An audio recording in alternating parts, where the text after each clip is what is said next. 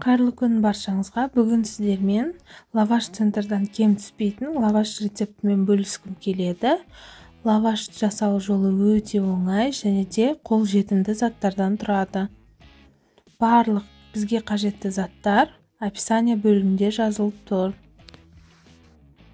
Менің каналыма тіркеліп, пікір қалдырып отырыңыздар. Сіздермен әр апта сайын жаңа рецепттермен бөлісіп отыратын боламын.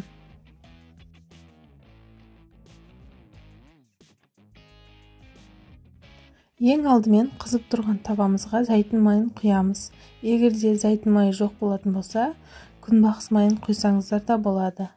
Қызып тұрған табамызға тауықтың төс етін саламыз.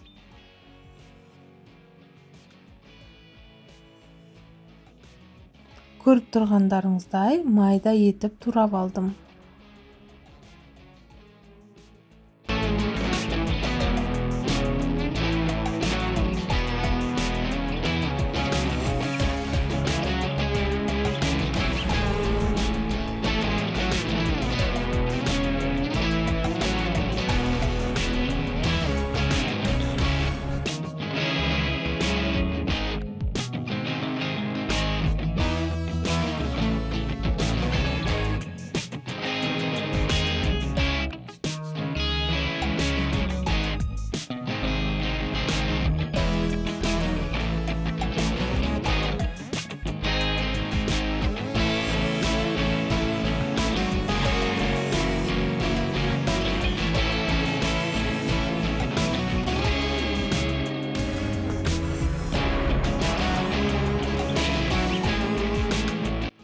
Тауық етіміз тез пісетін болғандықтан, небәрі 10 минуттың ішінде піседі.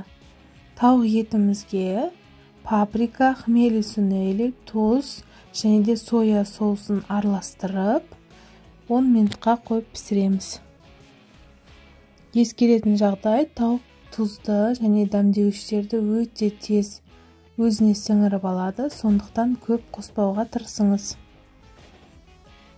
Ал енді лаваш жасауға кірісеміз. Ол үшін бізге сәбіз салат, кетчуп, майонез, қияр және де қызанақ қажет болады. Қияр мен қызанақты майда етіп, ұзын бөліктеп тураймыз.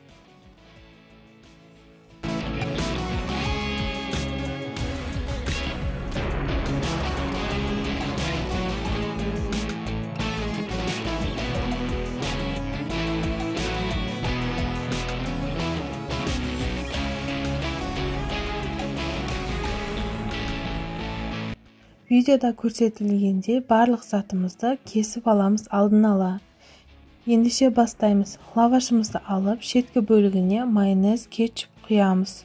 Оның үстіне сәбіз салатымызды саламыз. Рет-ретімен тауықтың еті, қияр және де қызанақ салып, орайтын боламыз. Кішкене нығыздау орау қажет. Және де майсыз табада екі бетін қыздырып аламыз. Немесе қыздырып, олай баспасаңыздар да болады, немесе грильницаңыз болса тіптен жақсы. Астарыңыз дәмді болсын, сіздерге ұнайды деген үміттемін. Келесі кездескенше.